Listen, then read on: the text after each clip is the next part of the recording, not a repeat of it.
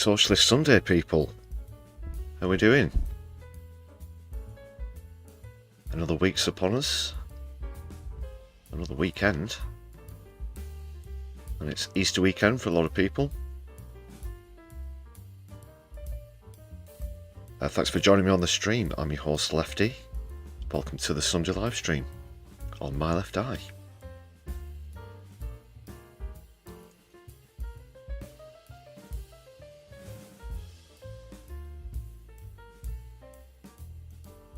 There's a few people in the chat already. We've got Odin, Davinia. Hope you're all well. Stu, Mo, Nina Sadie, Chris. Hope you're all having a lovely weekend. Happy Socialist Sunday.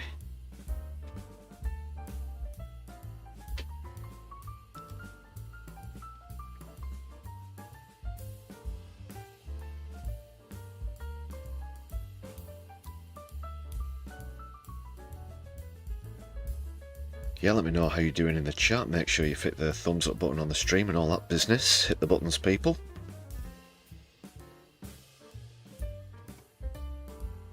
Importantly this week as well, give us a share across your social media. Whether it's this stream or some of the recent content, one of your favourite videos from the channel, whatever it is. I really do appreciate all your support.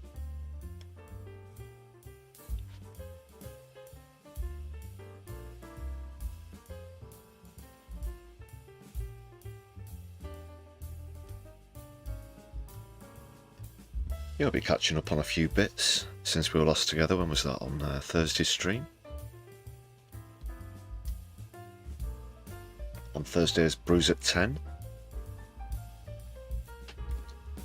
Had some new content out since then. Do check that out as well. And indeed, the last video that was out went public this morning, I think. So please take a look. That was another member's first video, but yeah, it's public now, and it's also the subject of the poll that I've got running in the stream. Give me your 2 cents on that. Labour are going to take a drubbing. The Tories are still wallowing in the mire. No one's particularly bothered about the Liberal Democrats, so it seems to be an open goal for the Greens and Reform. Smaller parties, as it were.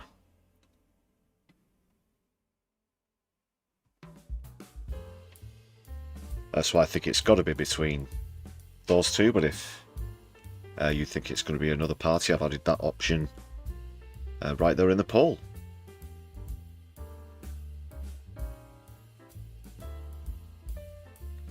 And they're actually polls apart as parties. Mouthful. Yes, they're polls apart as parties. But it's a very good litmus test for public opinion at the moment. I think we've already seen it lurk far right enough. Don't you agree, people? That's as far as it should go. Let's start heading the other way.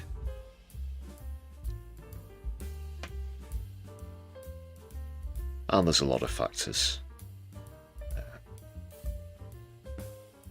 Yeah, I think the Greens have got to get out there a lot more.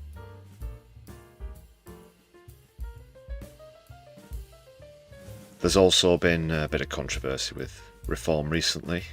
Their candidates, there's been internal fallings out.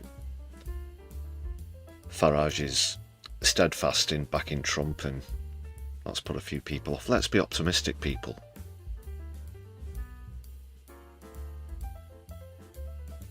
I do remember in the last locals, the Greens made the most gains. There's that result in Haringey, which I mentioned in the video, in that recent by-election, so there's things to be positive about.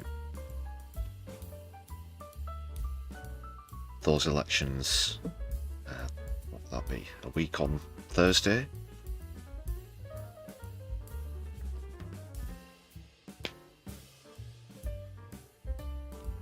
So yeah, just getting warmed up for that. There's going to be more content about the locals.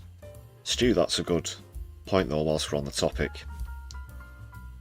I mentioned this, it's a few months ago now, on the channel. It looks as though Starmer and Labour somewhat foresaw their unpopularity, knowing what policies they were about to bestow upon us as a nation, and decided that they're actually going to not have elections in certain areas, including yours apparently, Stu. So yeah, just to be clear, not every single ward is going to be going to the ballots on the 5th of May.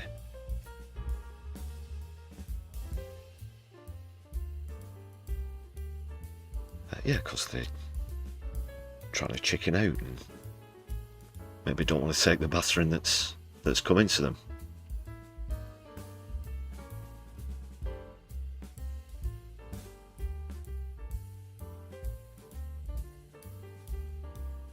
And I've seen in the comments of that video already, some of you are going to be getting out there and rooting for your local candidates, so whether that's with the Greens or a grassroots Socialist Party, Socialist Independent. I'm going to be hopefully doing the same myself.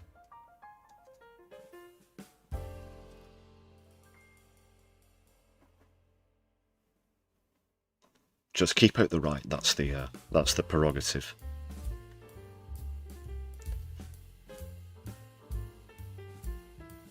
So yeah, I don't agree with all of the Greens' policies. The stance on the Ukraine Russia thing is different to mine, for example. But they're still by far and away, in terms of parties in England that have seats currently in the House of Commons, by far and away the most socialist, he tries to say.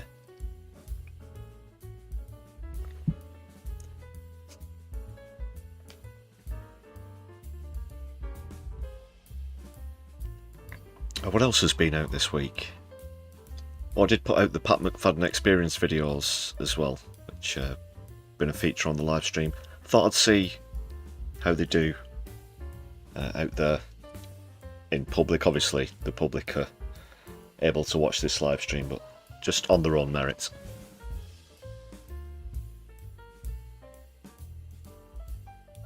So if you've watched those, let me know your feedback. Do you want to see more of that sort of thing?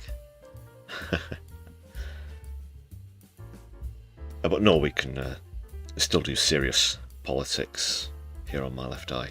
Politics and society from a left-wing point of view.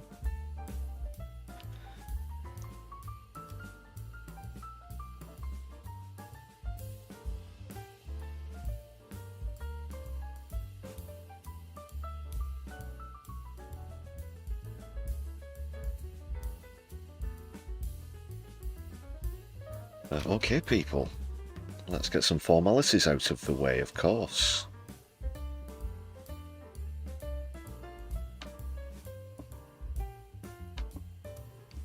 I want to say massive thanks to all of the current members on the channel.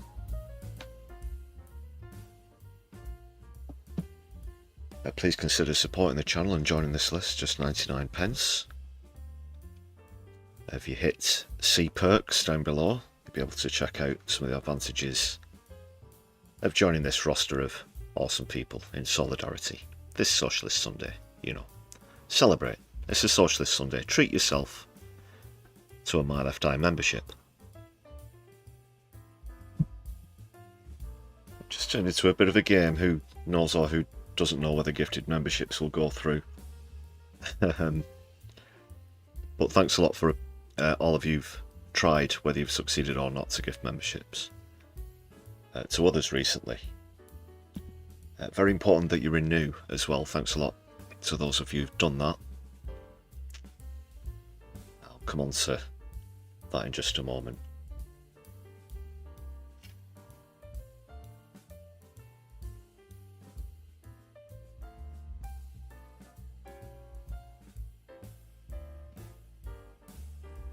Yes, so the next members only video that's coming out is going to be the latest in the JSO series, my JSO journey. As well as a YouTuber, I'm a political and environmental protester and activist. So, I'm still pulling footage together from that. Apologies, that's not been out today.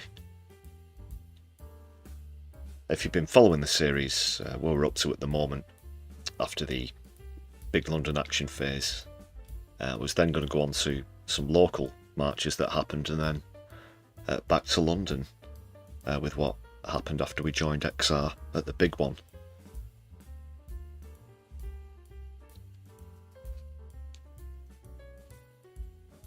And I thought I did have all the footage for that on a drive, but it turns out it's on a phone. I've still got it on a phone, however. The screen's broken, so I'm going to have to take care of that and get the data. But that's upcoming. There's still lots more members first and members only content to check out. So take a look at that series if you've got an interest in protest or the climate crisis. Check it out. It's all just a bit of a collection of my own experiences that have happened in the last 3 years for JSO.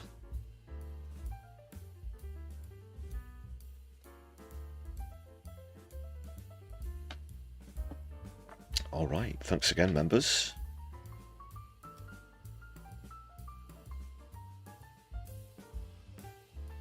Let's get you folks up in the chat. Where are you? There you are.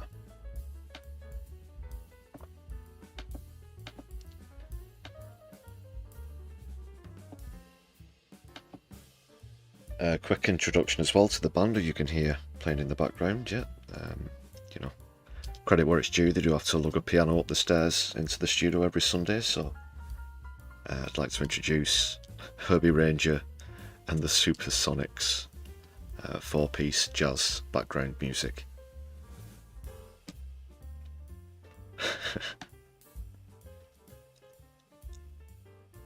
That's tongue-in-cheek, wink wink.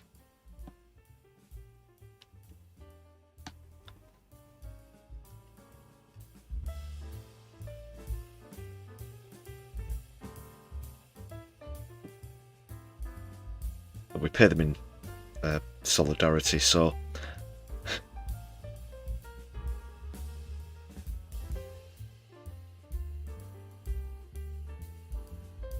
we'll get over to Keith's Fondue Lounge in just a moment. That's where we like to catch up with Keith and pals as I go through what's coming up on the live stream.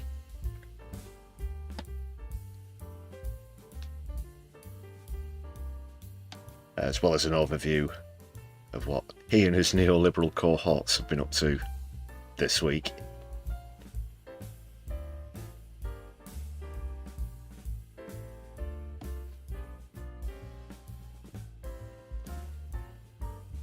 Okay, let's get over there now. Thank you for that, Herbie Ranger and the Supersonics.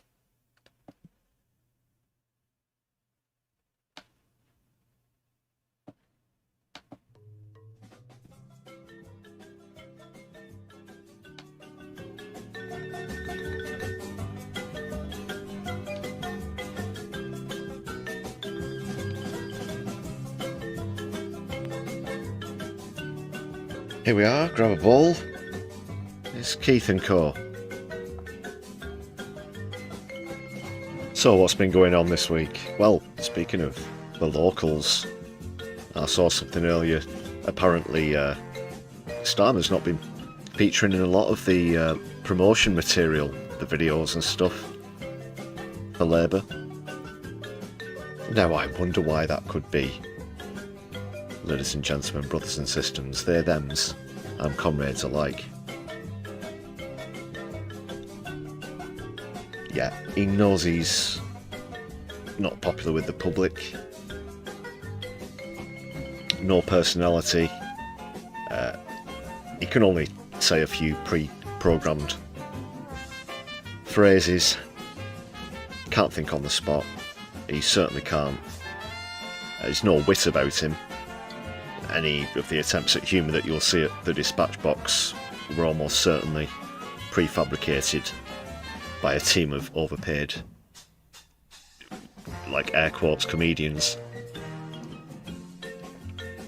So that's been the thing. So apparently our Angela's been having to step in. Angela Rayner. You know what I'm on about? Yeah.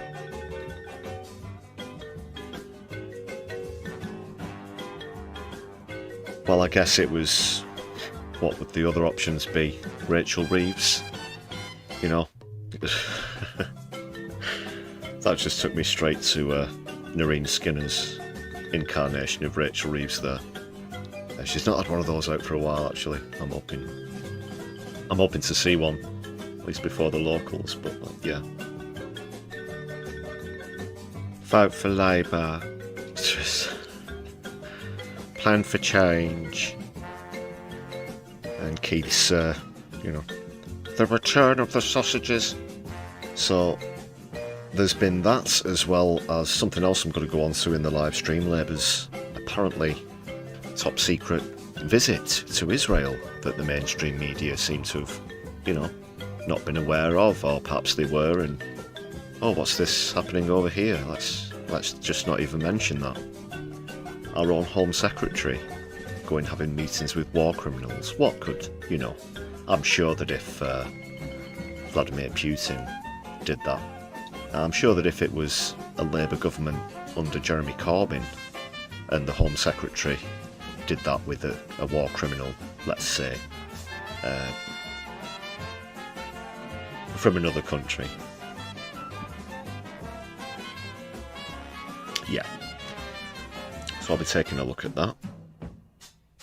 And speaking of Corbyn, I did an absolute social media smackdown this week. Some jumped up Labour MP felt that they were being clever with a certain post on Twitter,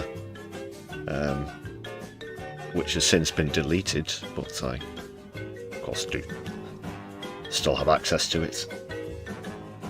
So I'm going to be taking a look at that.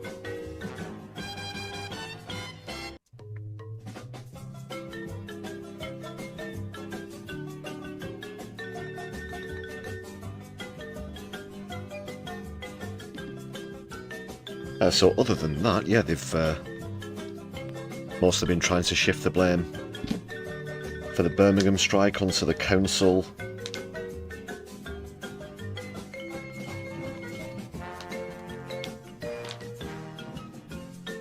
There's been some whispers in the air about an attempt at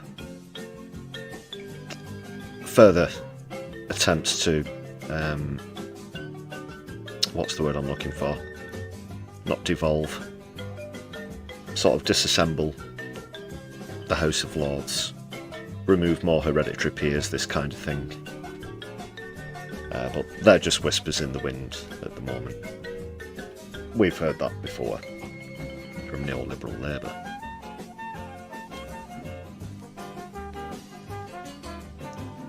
I'll have the latest on Gaza coming up in the stream.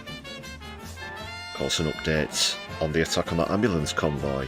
Israel have finished their own internal investigation, if that's what you want to call it. It's a trigger alert wrapped in boiling piss, if you ask me.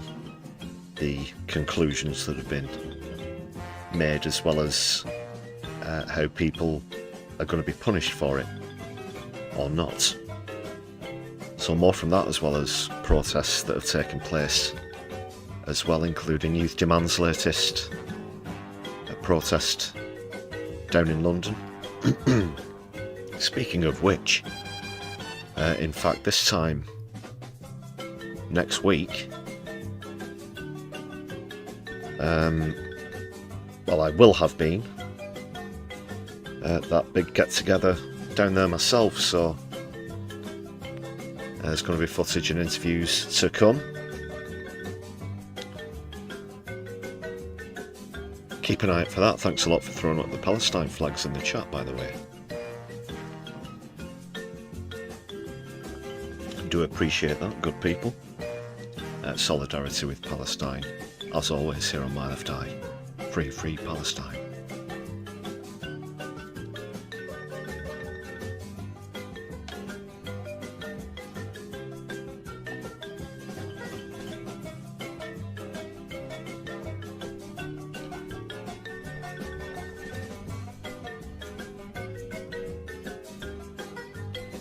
Yeah, so a fair old chunk to get into. Please stick around with me as long as you can on the stream.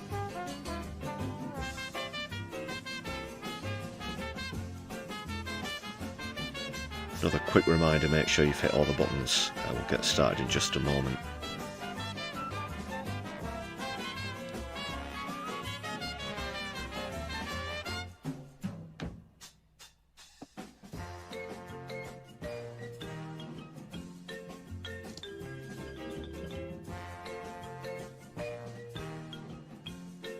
I'll be giving a first look view at the latest volume of the Brews at 10, the album, for the weekday live streams as well, a bit later. Because we need to try and raise a smile or two as we doom scroll. Alright, that'll do for Fondue for now. Catch you later, Keith.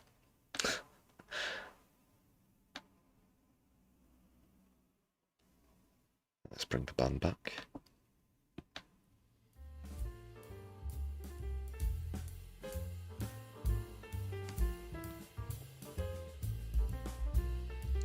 Yes, we'll kick off with not a comedy clip, but a comedy post on that there Twitter, aka X, always Twitter, never X though, here on My Left Eye.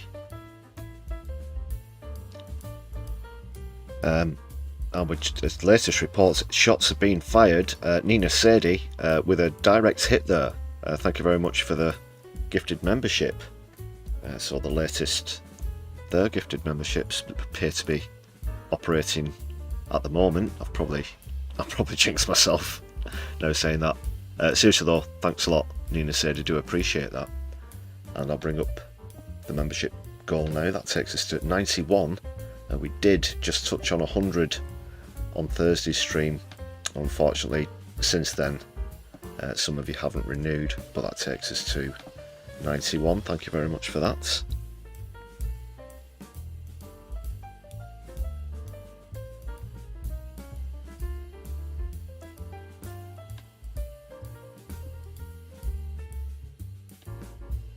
Yes, let's take a look at this. You won't believe this is an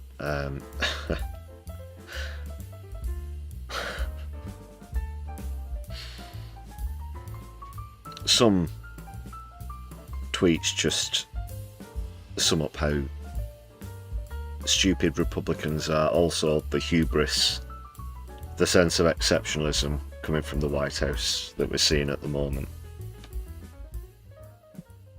And this just passed me by earlier. I thought we'd kick off with this.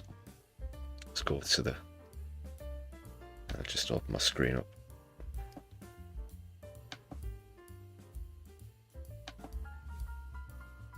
So this is Republican Jack Kimball.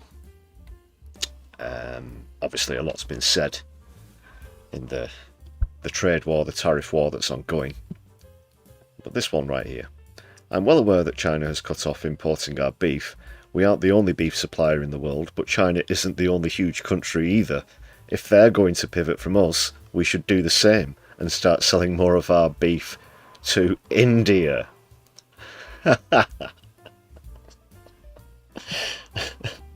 To India. Okay. Now, yes, admittedly, India has surpassed China in terms of populace. But as Ken Khan here at KenDog77 points out, what we're all thinking, India doesn't eat beef. They don't eat cow meat or bull meat. They don't eat cows.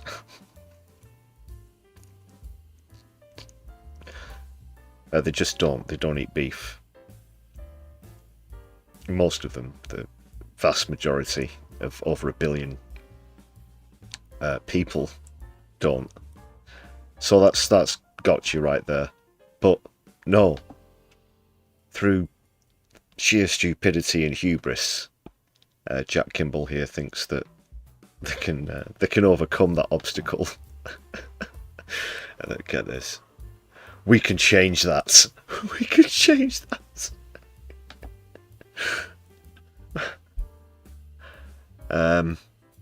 Yeah. ChatGPT, show me the definition of optimism.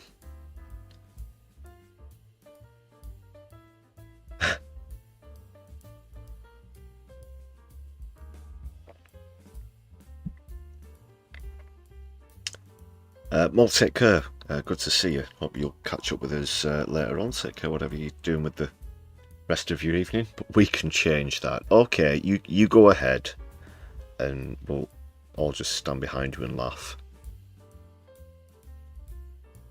Jack Kimball. Bloody hell.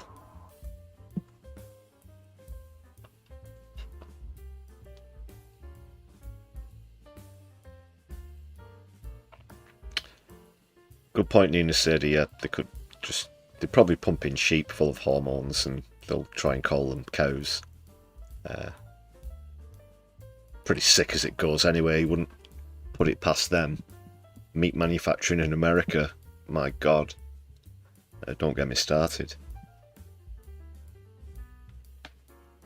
So yeah, we'll see about that. So essentially, yeah, you've just shot yourself in the foot again, cut yourself out of a market.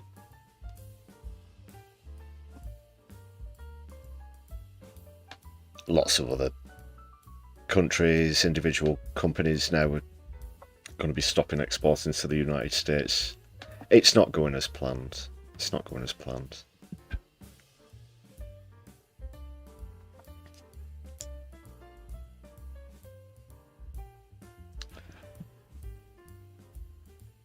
The last acts of a desperate empire, as it might well be.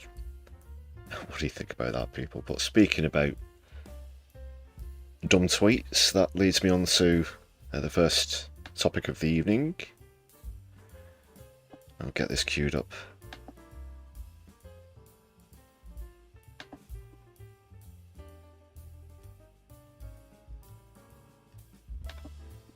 Yeah, so this idiot got shut down pretty quickly.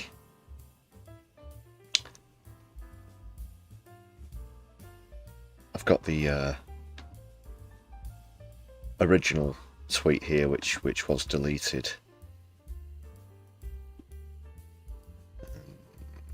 So yeah, here it is. So Fred Thomas is this douchebag. He didn't draw this. He didn't create it. He's reposted this, retweeted this. What is supposed to be, well, it speaks for itself. You've got Corbyn there and Farage getting all pally with Vladimir Putin. There've been accusations laid at Corbyn before about associations with Putin, which are completely false, of course. He has, in fact, on the contrary, been a massive critic of him for some time now. I can't really say the same for Farage. He's been pretty quiet himself about this particular issue, as far as I know, since this happened, but Corbyn certainly wasn't impressed. So here's what followed from that. This is Corbyn's response.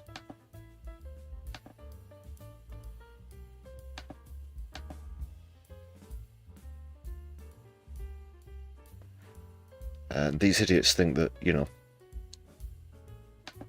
they can do this kind of shit and get away with it. Oh, just a quick shout, that's one of the replies from the Agitator there, who is in fact the artist who does Keith's Fondue Lounge. So shout out to the Agitator. Forgot to mention during the Fondue Lounge itself, actually, so good job that came up. So Corbyn was straight in there. You should delete this immediately. While you require artificial intelligence to create your own fiction and spread baseless smears, here's a dose of reality, and he's sharing a big issue article which reveals the disgusting news we found out earlier this week that 1.5 million people with cancer, arthritis and other conditions could lose the PIP under Labour's new policies.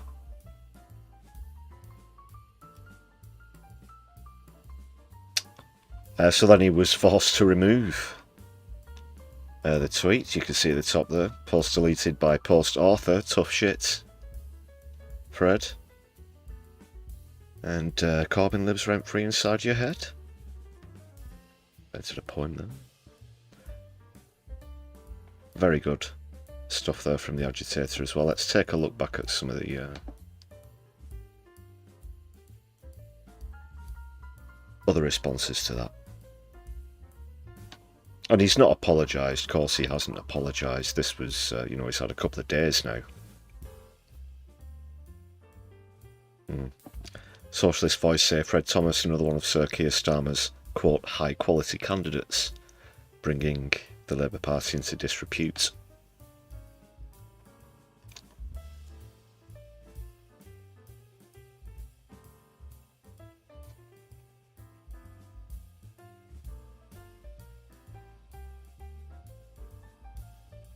A comment there from someone who's going to be losing their PIP as well, suffering from cancer and other health issues.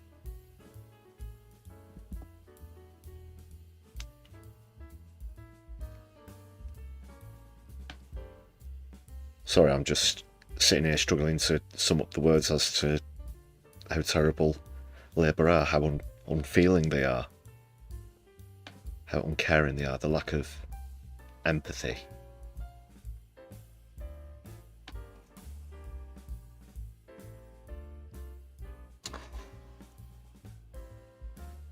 And this douche thinks he can go one better with Corbyn and is that Xi Jinping or Chairman Mao with Stalin. And that was on the same date as well. Who's this?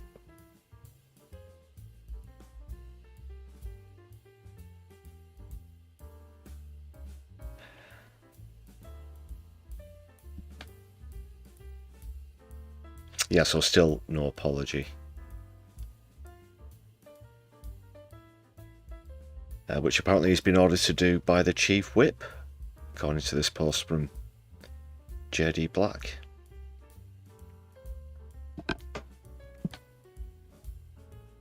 Oh, they should suspend him.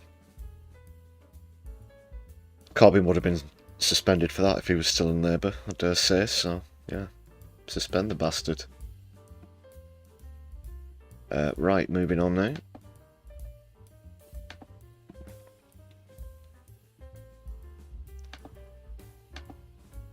What are you thinking about that? Corbyn would tell Stalin to take a chill pill. Yeah, Corbyn certainly isn't a fucking Stalinist. You kidding me? No.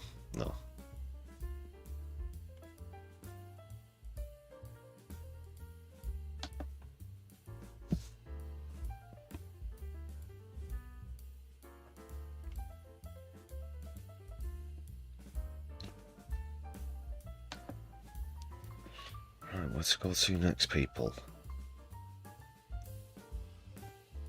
One more social media post. This one's from Blue Sky. You can give us a follow yourselves on Blue Sky at My Left Eye UK. That's our preferred social media at the moment, trying to move away from Twitter, but we are still available there if you're not on Blue Sky yet. And also Mastodon. But we're really trying to build up the Blue Sky at the moment, so hit us with a follow there. Now this is a post from over the pond, the White House. An official post from the White House, and just going back to the hubris, the kind, you know, it's just really low level, base, like teen humour, and that's base, not based, with a D. But this is coming out from official source of the supposed leaders of the free world in response to a New York Times article about this deportation scandal. So thanks to Meidas Touch, that's M-E-I-D-A-S Touch. I need to credit for this post.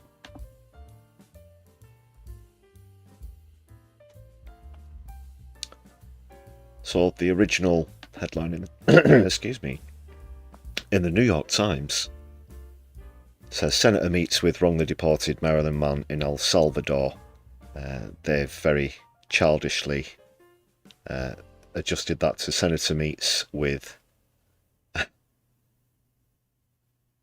MS-13 illegal alien who's never coming back. No,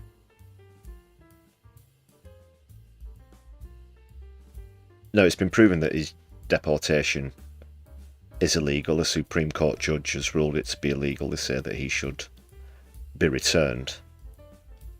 El Salvador leader's an absolute piece of shit, and he's just going along with Trump on this one.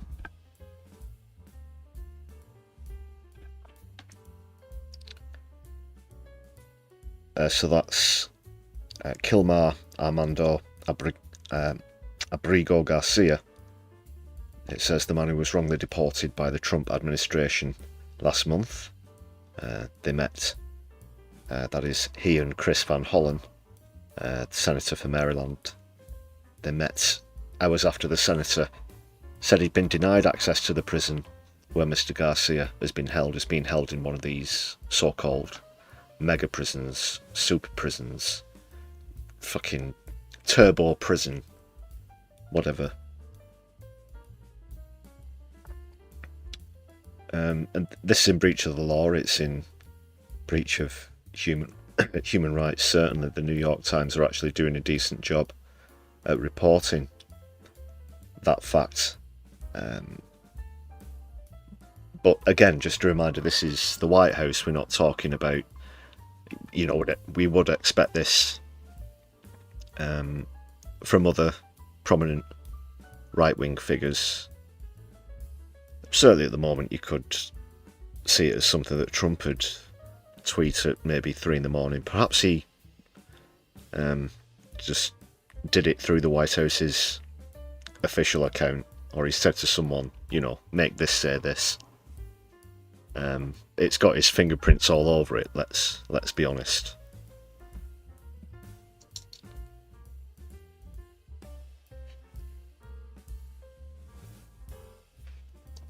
So yeah, very mature, you know.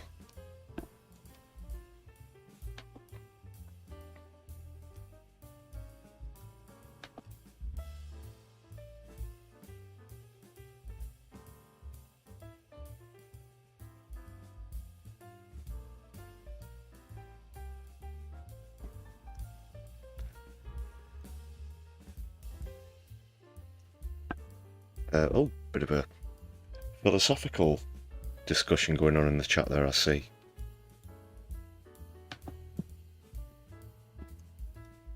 Sorry, there was a bit of a lag on the chat coming through to the screen there. I'll try and keep my eye on that. Well, I'm going to use that as an excuse to hit the technical difficulties button anyway. As you can see, we're experiencing a minor technical difficulty here on Our team of expertly trained technicians are working busily to restore the stream. In the meantime, please make sure that you've hit the thumbs up button harder than you'd like to hit Keir Starmer in the Ghoulies, and left a comment down below. Thank you.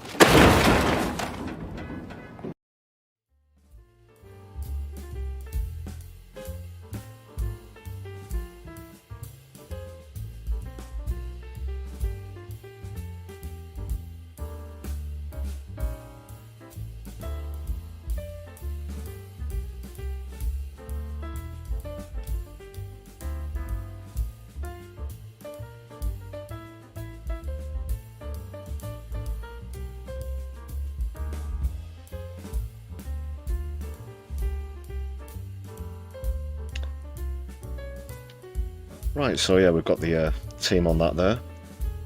Hopefully the chat will keep running smoothly.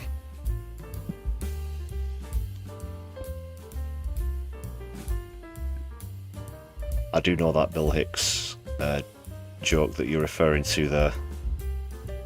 Yeah.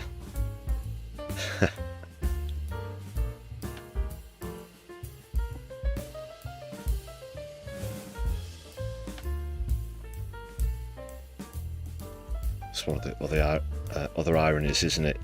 You know, telling people that God's infallible at the same time as saying, well, I'm going to interpret this a different way. And I think what he meant to say, I'm going to second guess this infallible being.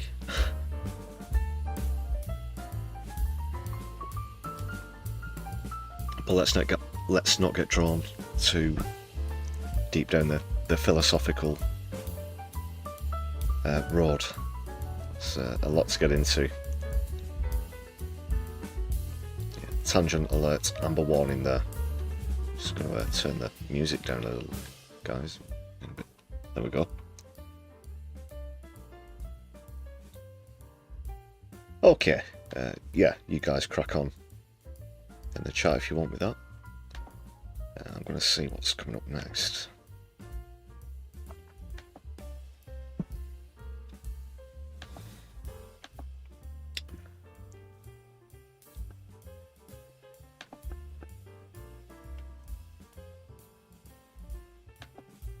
I think I've done all of the tweets and stuff that I wanted to do.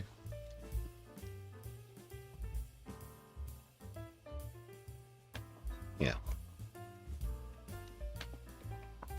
So let's get on to David Lammy. David Lammy.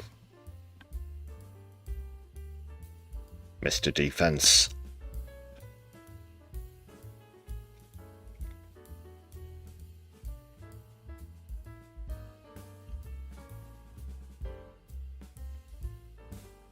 Yeah, well, the last time he went to go and meet someone in Israel, he was abruptly turned away.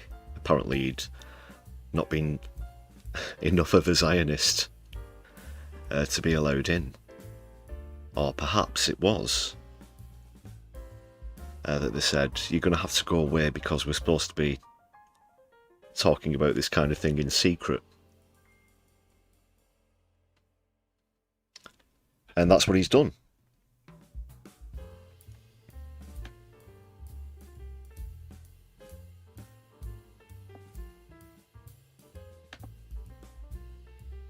And this has completely been ignored by the mainstream media.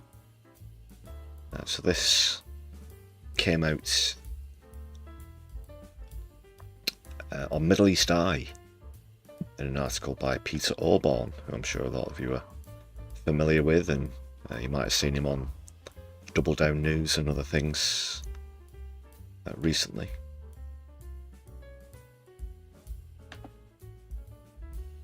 So he's got this scoop.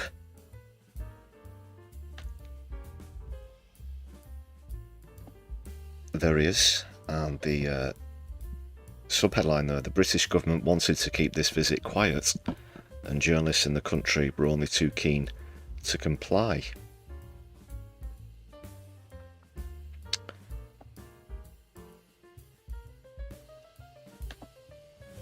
Okay, let's just have a bit of a read through this.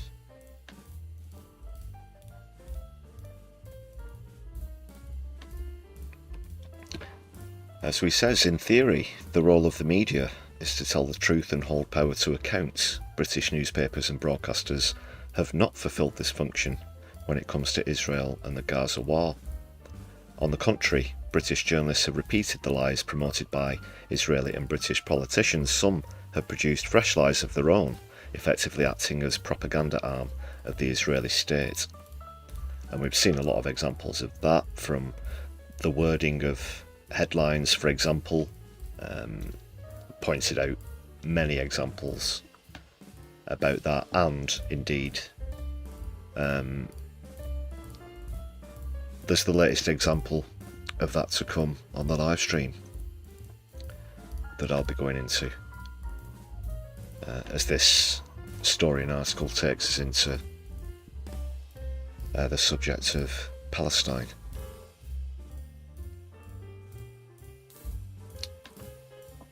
So he's been to meet, Foreign Minister, I think I might accidentally said Defence Minister earlier, or something like that. Foreign Minister Gideon Starr is who he's been meeting up with. There is no question that this is major news. Yeah, of course it is.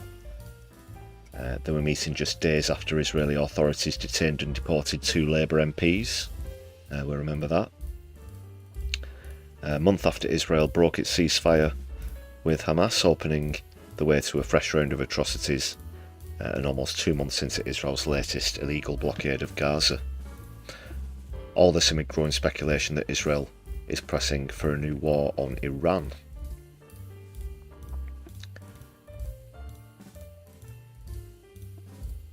So it goes on to say,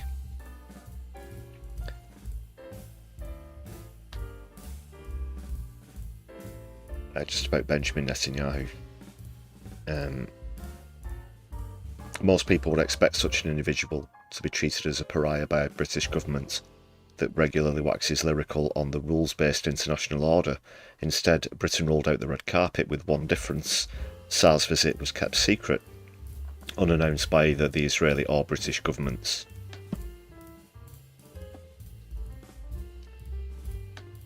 Pay attention as well, of course, if you're watching from the constituency of Tottenham. I know we do have a few people from London who follow the stream, so this is what your MP is up to.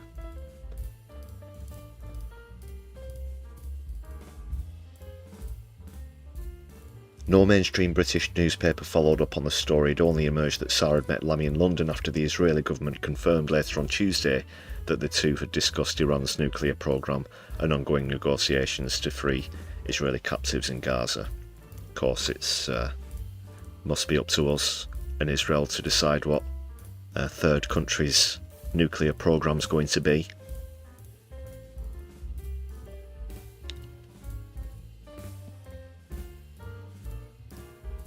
Again, going back to that issue of countries who have nuclear weapons trying to tell other countries that they shouldn't have them.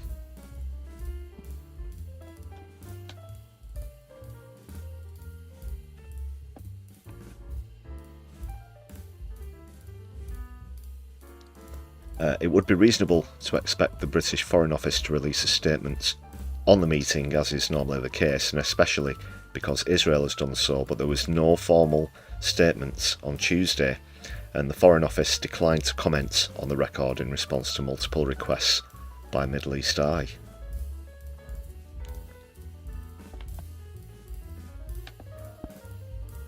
Just one sec, folks.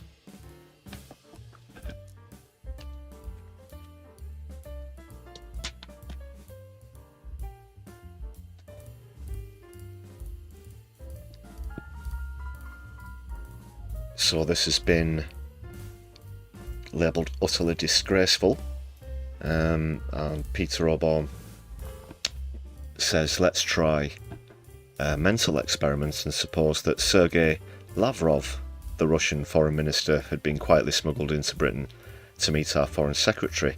It would have made front page news everywhere. Well, like I said earlier, imagine if this was in a Corbyn cabinet. I'm not sure if David Lammy would be foreign secretary, but that's just to highlight the double standards.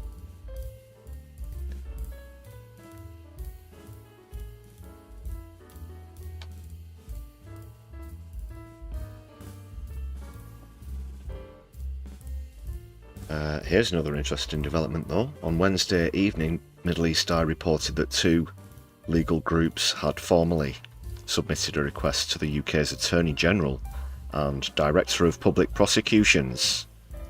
Do we know anyone who used to be Director of Public Prosecutions? Can't think of anyone off the top of my head. seeking their consent to apply for an arrest warrant targeting the Israeli foreign minister. Yeah, lock him up. Throw away the key while you're at it.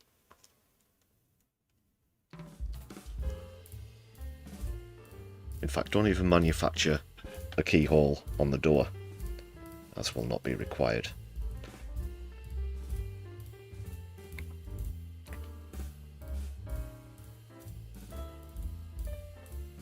But let's just see what kind of a piece of work, and I'm being very generous in that language, piece of shit is probably a bit more accurate, that we're dealing with here. This Tsar fellow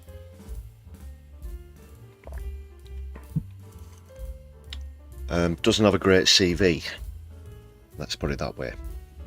On the UK-based Global Legal Action Network and the Hindrajab Foundation, we're all aware of Hindrajab, that poor little girl who was shot hundreds of times in a vehicle. So those organisations have alleged that Tsar had aided and abetted torture and grave breaches of international humanitarian law in Gaza, and that he was complicit in the detention and torture of Hassam Abu Safia, the director of Gaza's Kamal Adwan Hospital. Dr.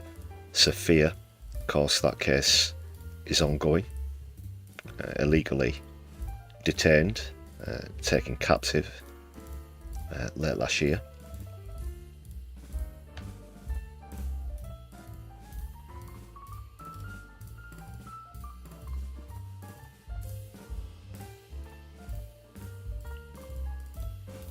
So that's the kind of person who David Lammy's happy to sit around a table with and shake hands with and not slap the cuffs on him.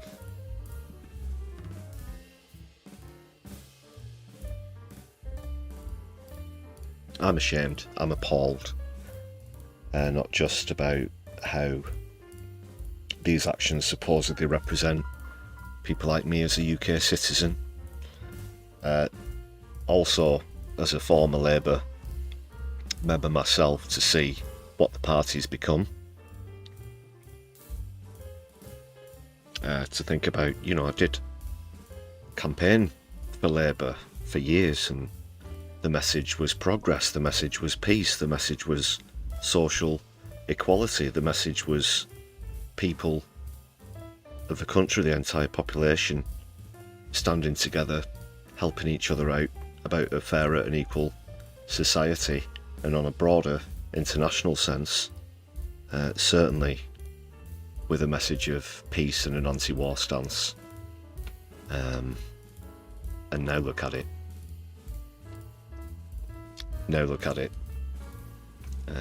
So I'm ashamed as a citizen, as well as relieved to have distanced myself from that party years ago, because I could smell this coming in my left eye. Saw what was happening, people. Isn't that just disgusting though? It just makes your skin crawl to know that your supposed representatives are having these meetings. And when I talk about, I use the light-hearted analogy of meetings in underground car parks with briefcases and trench coats. It doesn't literally happen like that. It happens at meetings like this.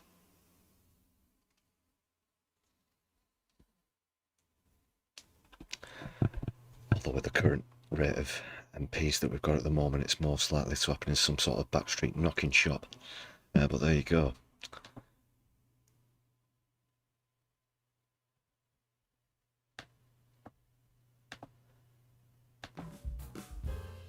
Let's see what you're saying in the chat, people. Yes, Chris, the hypocrisy is gargantuan. It's that referring to the nuclear weapons thing. Like I said recently as well, and that'll be it, but look at what they did to Iraq just for suspecting, air quotes again, suspecting that they had nuclear weapons. They knew that they didn't have any. Or biological weapons, or weapons of mass destruction, WMDs. They didn't have them We knew they didn't have them, America knew that they didn't have them, the United Nations knew that they didn't have them, and so on. And look what happened there. So that's the situation.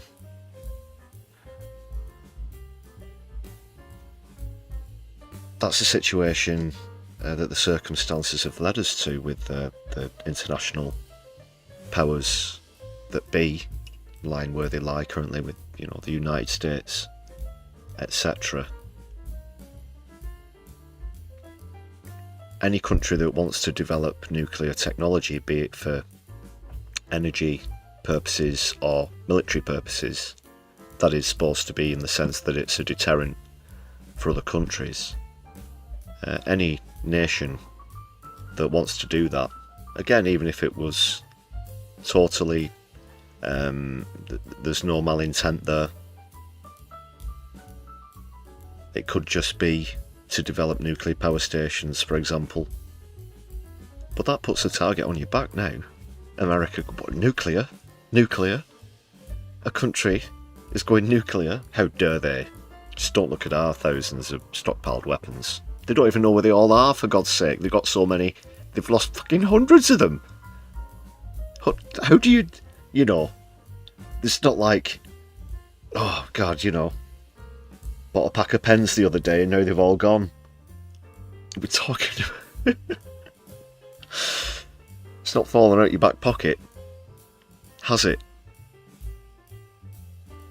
You'll have to forgive me, I don't know the exact number, but there are hundreds of unaccounted for nuclear weapons at the moment, and they dare say, well, you can't have one. You can't even have weapons grade uranium or plutonium or whatever you want for energy development. Uranium's the more common one there these days, but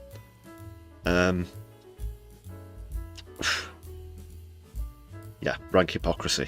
I couldn't agree more with that. Red F, thanks for joining us in the chat. I can see you agree with that sentiment also.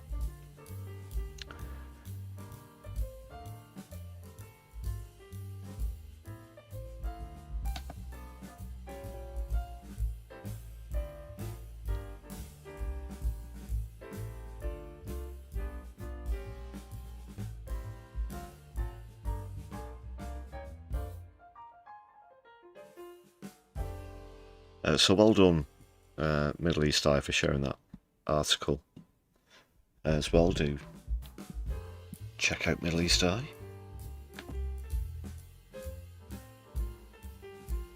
I'm not 100% sure if Peter Auburn's done a Double Down News video about this one yet, but keep your eye out for that one.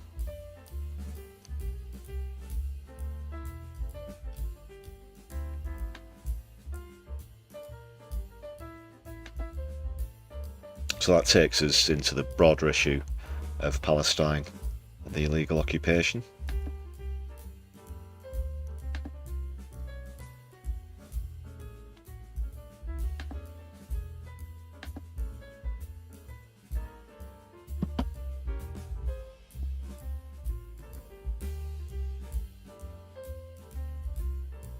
So there was that, and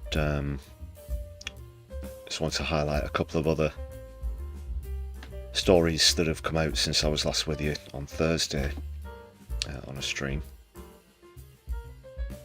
Just a quick one about a report from inside a hospital now. Of course, the healthcare system within Gaza is now completely collapsed. There are essentially no functioning hospitals remaining. Every time the IDF attack a hospital, they'll say that the bricks were made out of Hamas, that surgical tools are weapons of mass destruction, for example. And they think that they've tried to fool the world into believing that they're a legitimate target. And that's obviously going to have devastating consequences. We saw in that last article as well about how medical staff have been illegally detained, essentially kidnapped and taken hostage So if we're,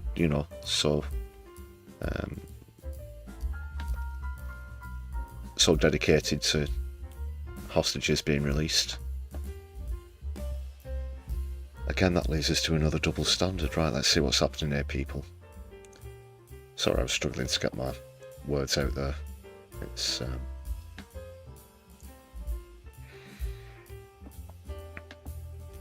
a horrifying situation. That's the best way I can put it. It's not easy to talk about. And this doctor says it's hard to have any hope at all as they describe their daily struggle, and I cannot even begin to imagine what it is like to work as a doctor in those circumstances. We know that our beloved NHS isn't without its problems at the moment with cuts and everything that's happened, but at least there aren't shells coming through the roof on a daily basis. So if you struggle to imagine what it was like in this country, even during the height of the COVID pandemic, I guess is the closest that you could put it, where you knew that you were actually risking your life by going to work in a different fashion. But this is a daily occurrence, for the people, the staff of these hospitals in Gaza.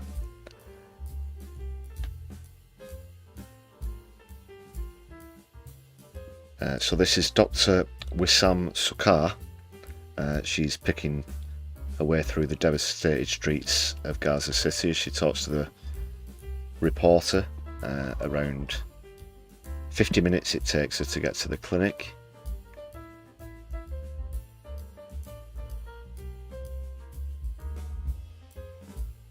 So these are some of the latest stats. 21 of Gaza's 36 hospitals are currently partially functional.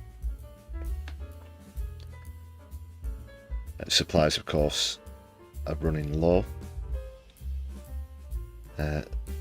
So she gets started at 9:30. There's already 150 people waiting outside in a tented reception area.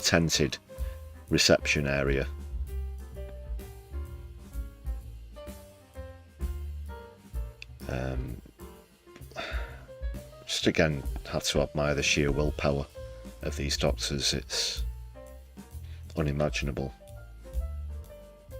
what they're going through, and they'll have seen the worst of it, including the number of children who are coming through.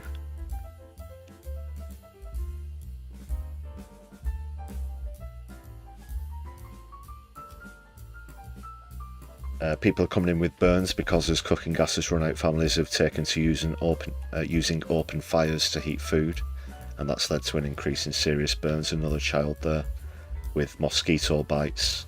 Of course, it's not just the horrific injuries that come from the shelling, that come from the shooting, come from the snipers. It's disease, it's lack of resources that force people into very desperate circumstances and putting the health and the lives at risk just to try and have something to eat,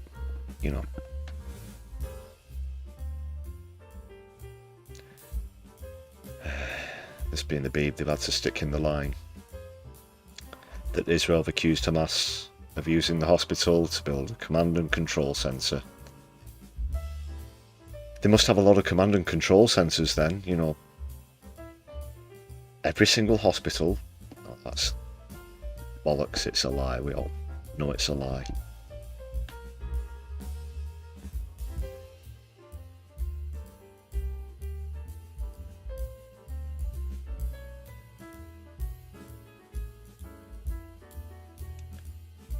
So there were 4 doctors there and they had to deal with 390 patients. 390 patients. This is just a sort of average day for her at the moment.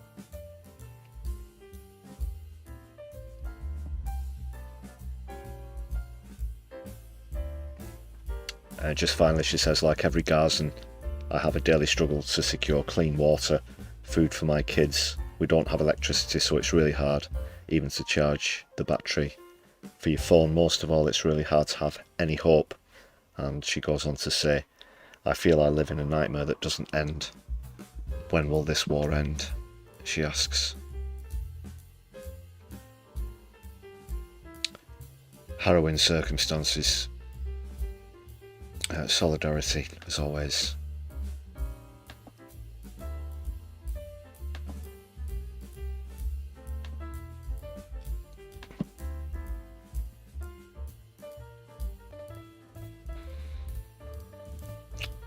You're right there, Octo. It's pure depravity.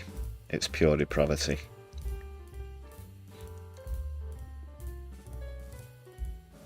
And which does lead me on to that latest, latest developments on the what can only be described as a massacre of 15 members of an ambulance crew.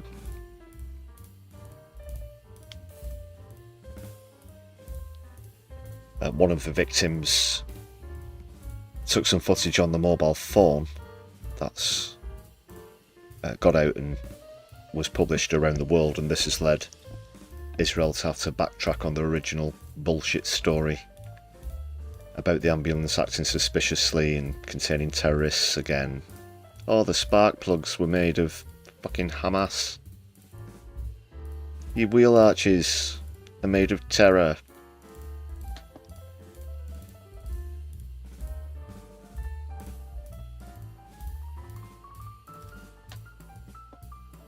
Sorry about the sound there, if there was a thing with the background music. Is that better?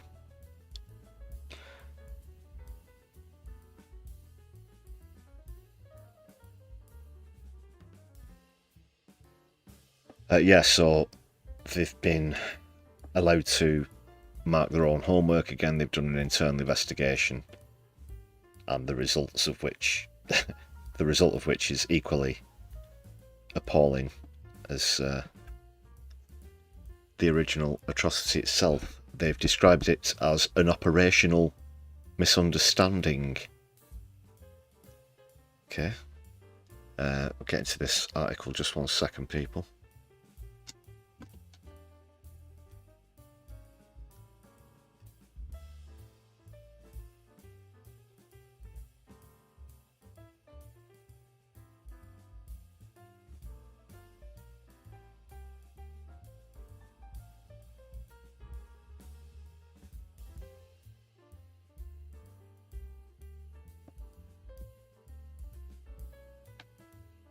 Alright, so just to be clear, what most likely happened was the IDF illegally killed these 15 ambulance people. It may appear that they were summarily executed in a fashion. It's unclear at the moment as to whether they were bound, whether the hands were bound when they were killed.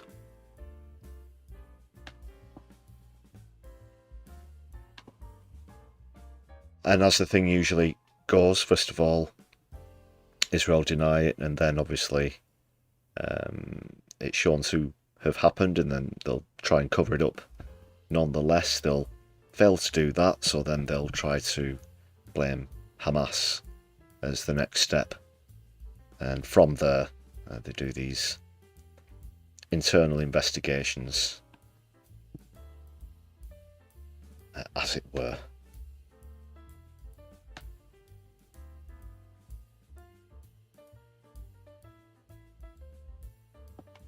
They're trying to say that the IDF soldiers in question were in breach of orders. Apparently, no, I think they were just out of order. And the deputy commander of the unit who was involved has been dismissed for providing an incomplete and inaccurate report during the debrief. So he's not been arrested for international war crimes, he's not behind bars, not for murder, not for manslaughter, not for even gross negligence, and that's been, that's giving a lot of benefit of the doubt to their side of the story. Even at least gross negligence.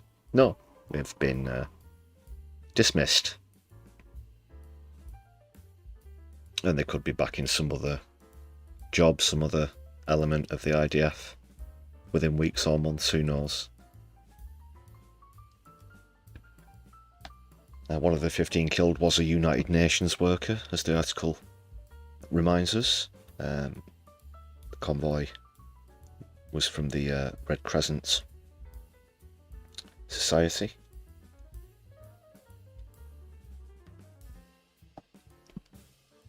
The IDF claims that 6 of the casualties were Hamas members, but rejected that there had been summary executions that I just mentioned. It did not provide evidence for any affiliation to Hamas, despite the names of those being killed being in the public domain. We're expected to just, go along with their side of the story.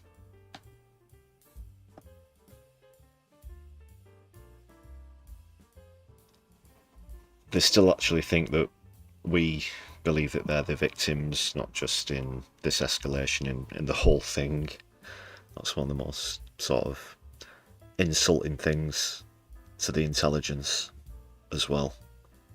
As much as I can't stand evil, it's just a whole nother layer of taking the piss when they expect you to believe what they're serving up as an excuse or a reason. But this all stems, of course, from the fact that they wanted their propaganda to work. After what happened on October the 7th, they expected that to go the same way as public sympathy did with the United States of America when the September 11th attacks happened. What was that now, like 25 years ago? Yeah, 25 years ago, I think. And it just didn't happen. It just didn't happen. They think that we're just nodding along going, oh yeah, they must have been Hamas. Yeah, of course they were.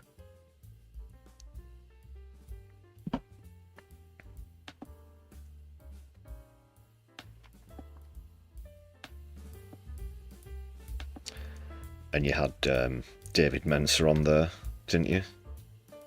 Check out that video. I did take a live stream segment out just about that one particular bit, his bit on ITV with Mark Austin.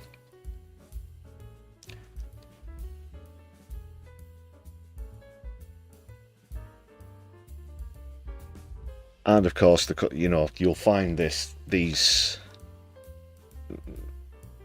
final 2 paragraphs, as it were, copied and pasted into the end of every article about this occupation. And again, there it is, word for word, in verbatim, exactly the same. Oh, but October 7th, 2023, and this was, they were having the country illegally occupied. And some of them fought back. Aren't they evil? Didn't they start this all?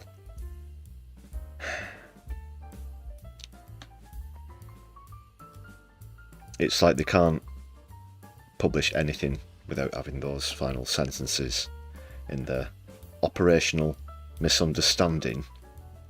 Operational misunderstanding, my arse.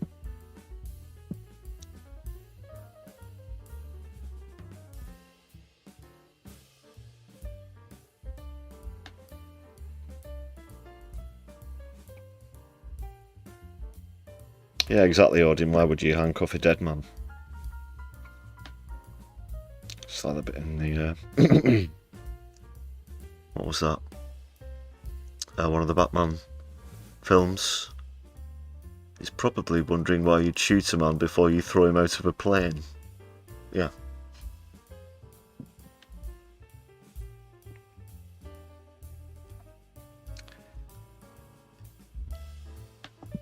But the fight continues, brothers and sisters, ladies and gentlemen.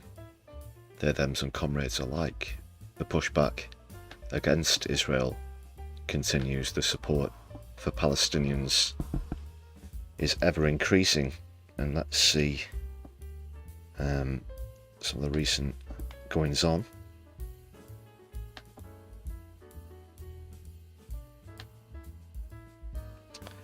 Youth Demand have been very active recently down in London. Might be bumping into a few of them myself next weekend when I'm there for JSO's last hurrah.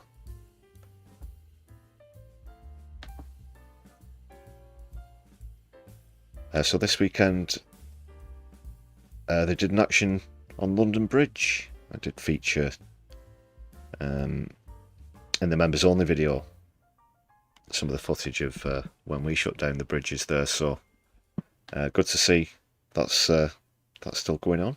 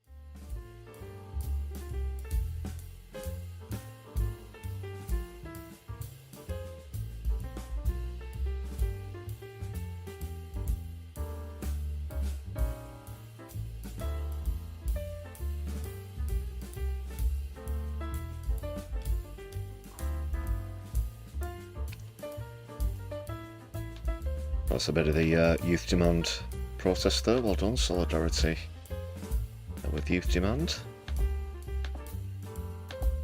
Well, I said that in the third person. I've actually been arrested with Youth Demand.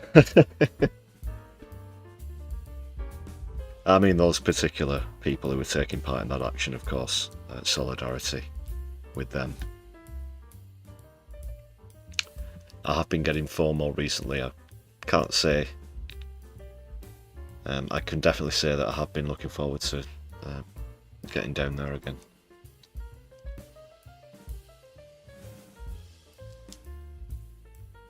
If you're close by, you're more than welcome to come and join us on the 26th, where we'll be doing a bit of a march around London there.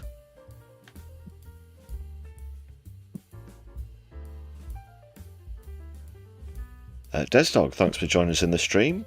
Great to see you. Thanks for finding us, and thanks for the subscription as well. Hope you're doing well. Happy Socialist Sunday. Yeah, great stuff. Always nice to meet new people here on the stream.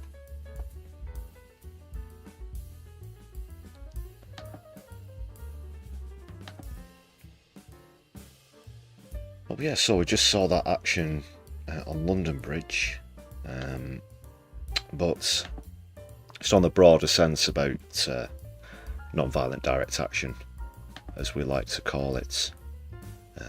Obviously, when I'm down in London on the 26th, that's going to be JSO's last hurrah, so to speak.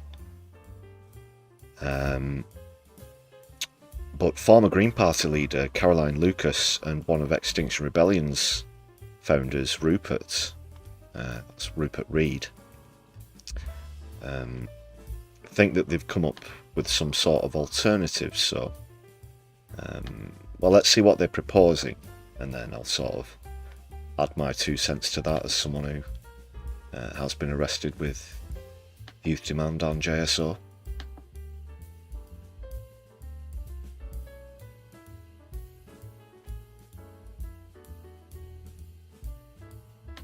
And I've forgotten. Oh, it's Prospect, yeah. So shout out to Prospect for this article, just getting that up for you now.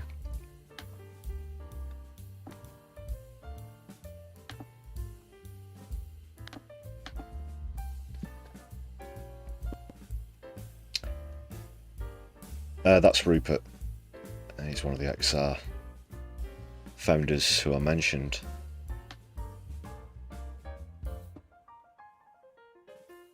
So let's see what they've got in mind. So he's got his doubts about tactics that climate activists use in general. I suppose he's including XR in that as well. There's a lot of cross-pollination as well between XR and JSO, I do have to say. A lot of people who are in JSO and were in Insulate Britain in the local XR groups as well.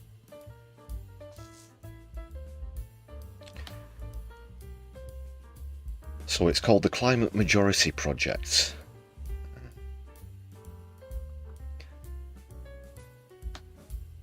And well, I'm going to say before I start reading this, I will go more into my thoughts about it. Like they're saying here, if you vibe with the cause but not the tactics of XR and Just Stop Oil, then Climate Majority Project is for you.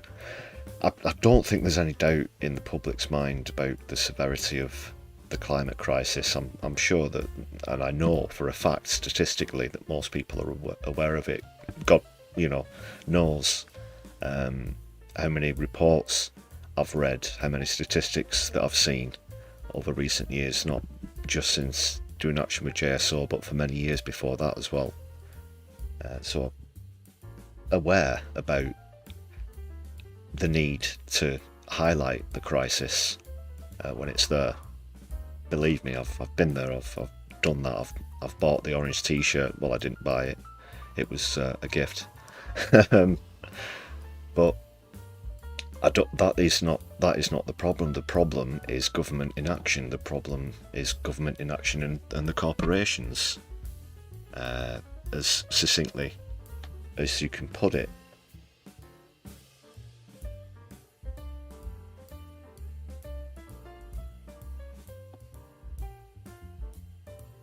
But I will go through what they have said before I share some of my other personal feelings later. Remember, these are my personal thoughts. They don't officially represent any organisation that I am affiliated with, just to be very clear. So they say some will already feel alienated or chastised by the cultural and linguistic codes of radical social justice movements. The stakes are now too high to risk excluding those people. Lucas came on board as a campaign advertiser in late 2024.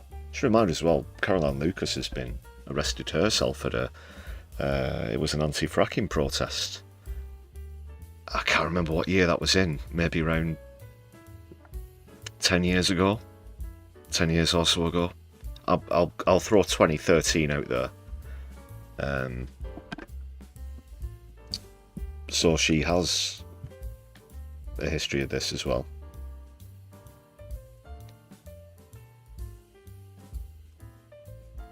Lord Devon's been involved in this as well, and Swampy and Chris Packham. Of course, Chris Packham's been out and marched with JSO. I was down in London myself when that happened. Attended I was a facilitator at a double talk that he did when we were down there, 2 talks in a row.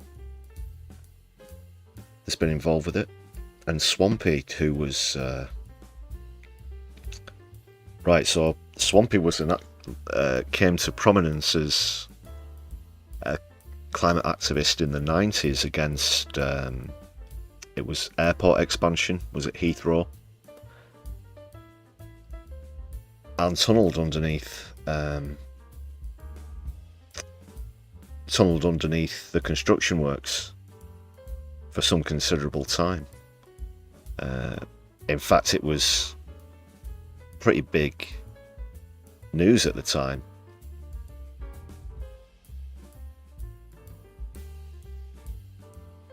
Yeah, but I won't go on about that. Tangent alert. So they say it's an easy call to arms. come join us, block some roads and spray some paint, Claxon call for moderates who, in Reid's words, don't want to glue themselves to a road, is less clear. There will still be times when peaceful direct action is the right strategy, but it's not the only strategy. XR ended up making a lot of people feel excluded because not everybody can risk arrest. Well, yeah, this isn't the first time this conversation's ever happened. I've certainly had it a lot of times myself, but when you look at things historically, ultimately, on top of what I just said earlier, this isn't a popularity contest. It's all out of necessity. And you look at other resistance movements. You look at other, like the civil rights movement. Martin Luther King wasn't popular during his time.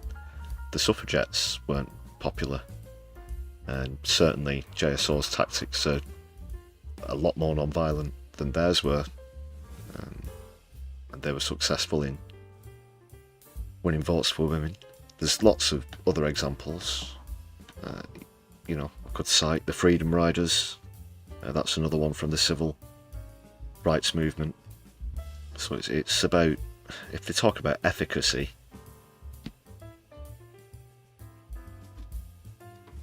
and then yeah, it's led to, in JSO's case, no more new fossil fuel licenses, which was the primary objective. So it does work, in modern times and historically.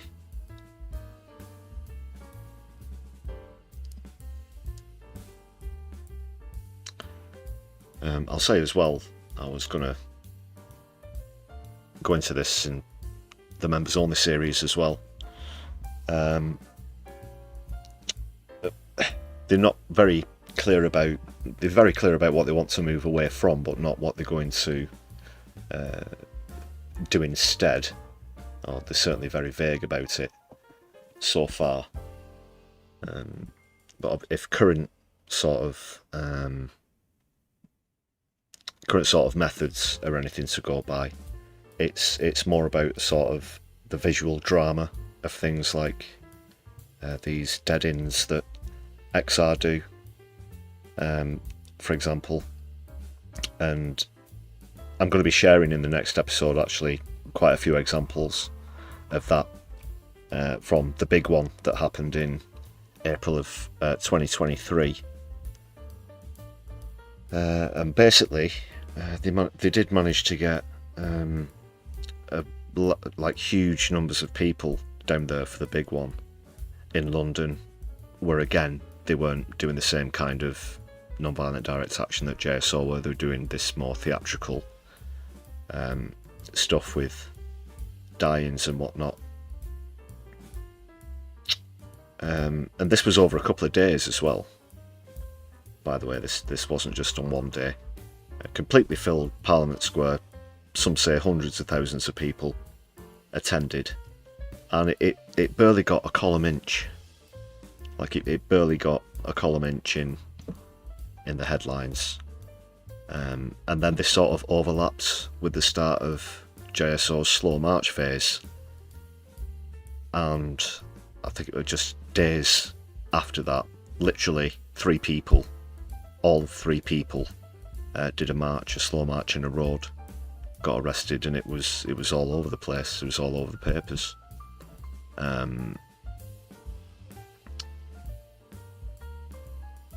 So if you talk about breaking through to the media, unfortunately there's only one tactic that's working at the moment. But I do, as always, want to know your thoughts on direct action, what methods you do or don't approve of, for example. Is there something new?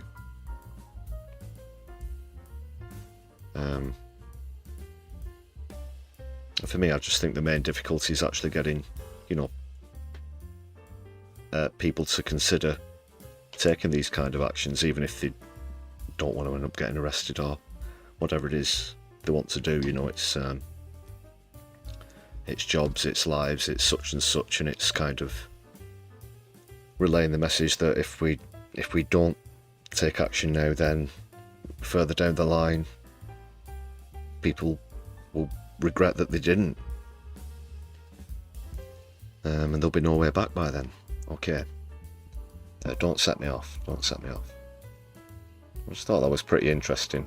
Not heard a great deal from Caroline Lucas, of course. She stepped down as leader of the Greens a while back now.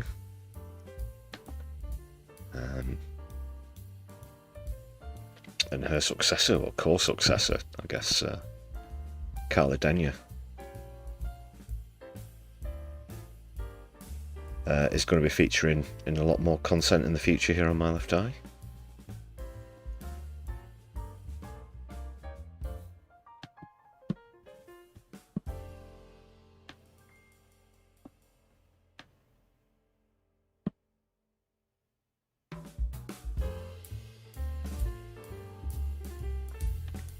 Alright folks, well that's certainly got me in the mood. Certainly got me in the mood for next weekend.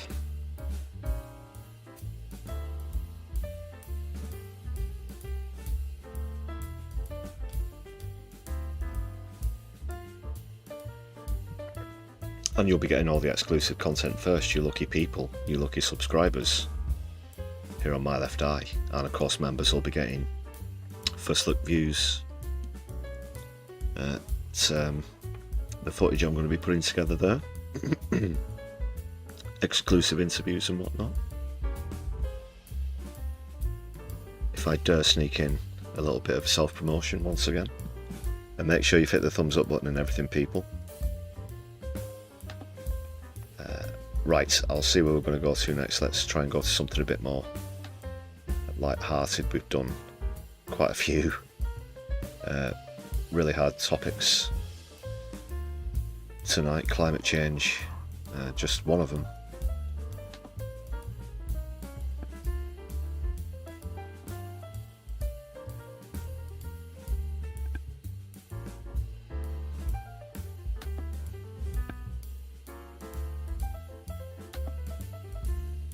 Yeah, let's do this. I'll give you the first look on the new volume, the Bruise at 10, the album. Now, what is that? I might hear you cry. So for anyone who's not familiar with the feature on the channel, during weekdays we have live streams called the Bruise at 10, and there's a new series out. Volume 3 is the one that we're going to see now. So if you like a tea-based pun with your songs or your musicians, then this is the thing for you. You'll see what I mean in just a moment. It's also an interactive feature here on My Left Eye, so if you've got any suggestions for yourself, please do put them in the comments for this stream. That's the best way to get my attention with them. It's easier for me to keep track if you had that in the comments. Ah yes, it's a tease. It's a tease day. Sunday tease. You're right there, Davinia. So do keep those suggestions coming in. I've included some of them in volume 3. Let's take it away. Got a little little commercial here. We are socialists. This isn't a capitalist venture.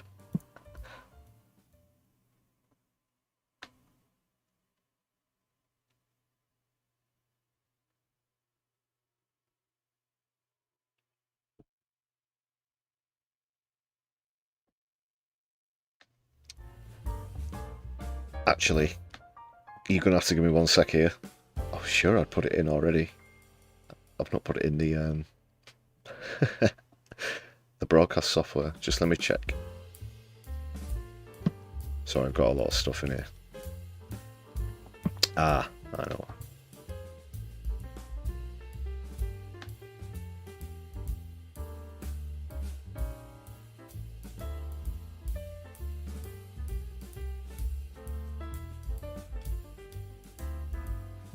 Yep, I've got it. Right, so I'm just going to pop this in the broadcast software.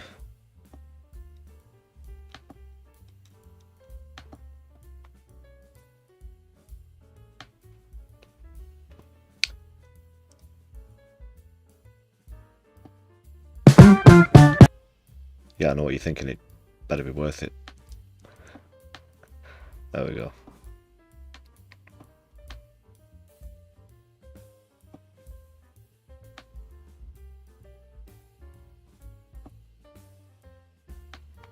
And thanks, Herbie.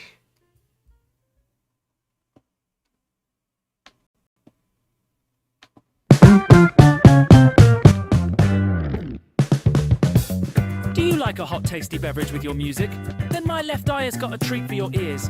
The Brews at 10, the album, all your favourite beverage-based hits from the 1960s to now, all in one place.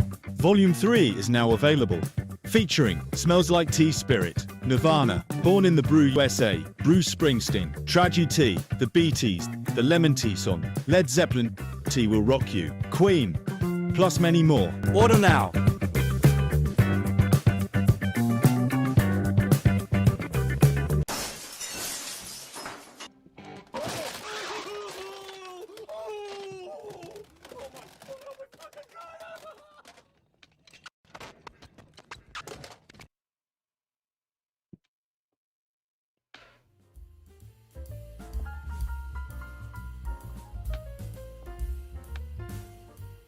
So that's the Brews at 10, the album, Volume 3.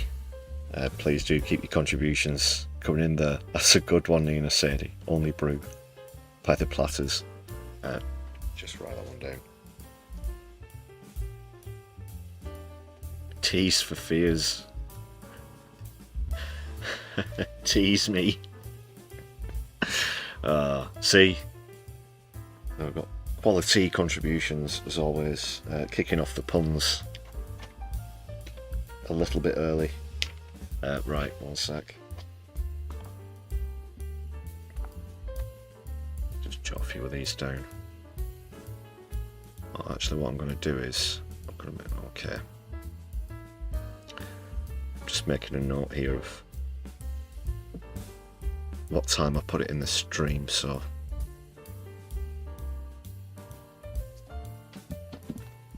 yeah, I can check back on those later. Or do add them in the comments as well. Thanks a lot, people.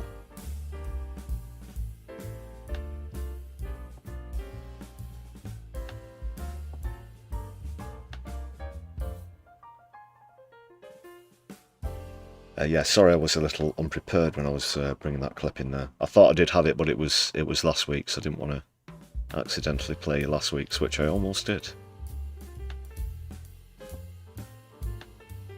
Just rearranging the order of clips in my broadcast software. Just bear with me one sec.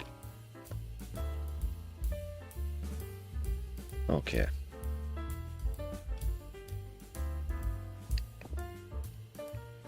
Like I said earlier, also released the, if you like a bit of comedy as well as serious topics, some homegrown comedy here from My Left Eye. Please check out the Pat McFadden Experience. That's a new feature on the channel as well. So Pat's interviewing his fellow MPs and other such political figures. Just sort of testing the water with us. Let's see how we do.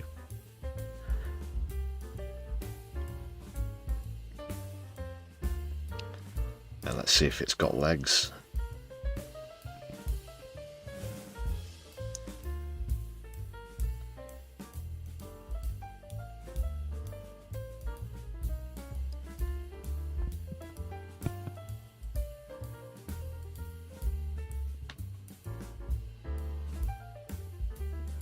Alright people, that brings us towards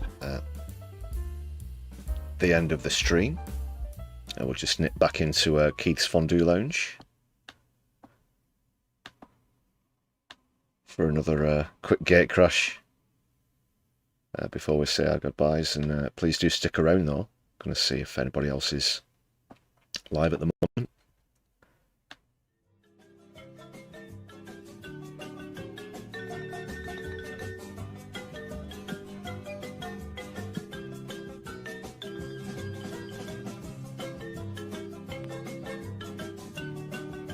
Let's see who's around. It is, of course, a bank holiday, so I'm not sure if any usual suspects are streaming or not. Okay, oh well, that's good. We do have a choice. Okay, people. Yes, friends of the channel, Kevin Logan and No Justice, respectively, are streaming. I would assume that they are in conversation with each other. The Vanguard are also on. We do usually like to go between Kev or No Justice. I do remember Kev. Yeah, Kev raided in sometime during the last week as well, so I might be slightly biased towards him at the moment. Yeah, just to sort of balance out the numbers as well. But let me know if you've got any preference. Yeah, still a bit of time to choose. So post your selection in the chat, people. Wonder what Keith's going to be up to in the next week. Well, we'll be keeping up with that on the Brews at 10. So do join me for those live streams at 10 PM. Hence the name.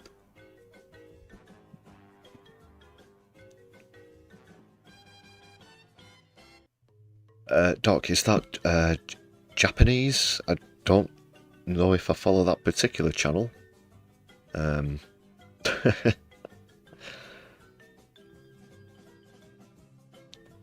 Okay, let's call it. Obviously, it's a choice between Kev and Helena. So I do know that we have fans of theirs in the chat. So.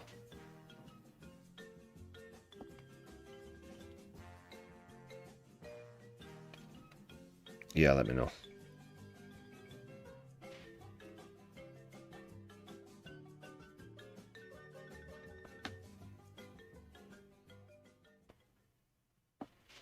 Yeah, also before we go, I need to give a shout out to the members as well.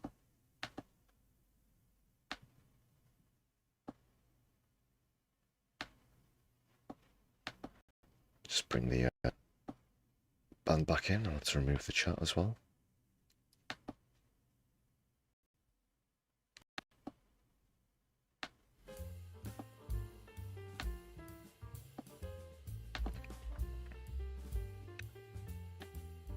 Yeah, thanks to all of you. I will update that list as well. Thanks for the gifted membership. Earlier Nina said, I do appreciate that. Solidarity.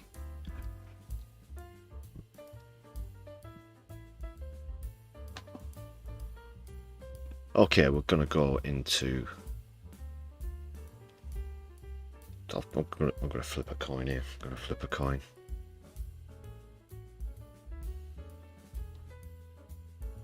Let's just go to Kev.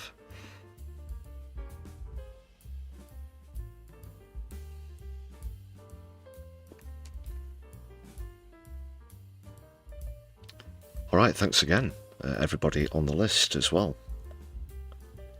So do check out the perks if you want to join this list of people. Just 9 away from that goal of 100.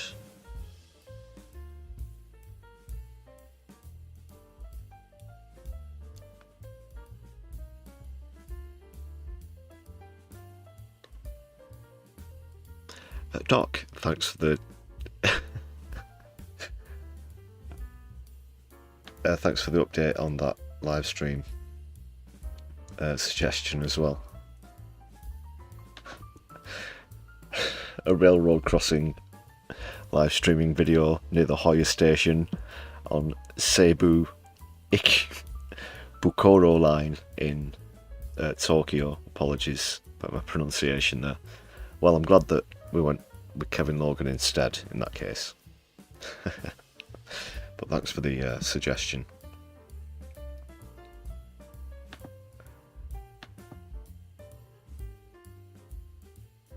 Right, people, we're all locked in and good to go. I'll be coming over and joining you on Kev's stream myself. Make sure you say hello when you get over there, hit the thumbs up button and whatnot. But yeah, that's it for tonight's Sunday live stream here on My Left Eye. Do join me throughout the week for the brews at 10. Enjoy the rest of your Socialist Sunday. Take care, and My Left Eye will be seeing you soon. Free pastime.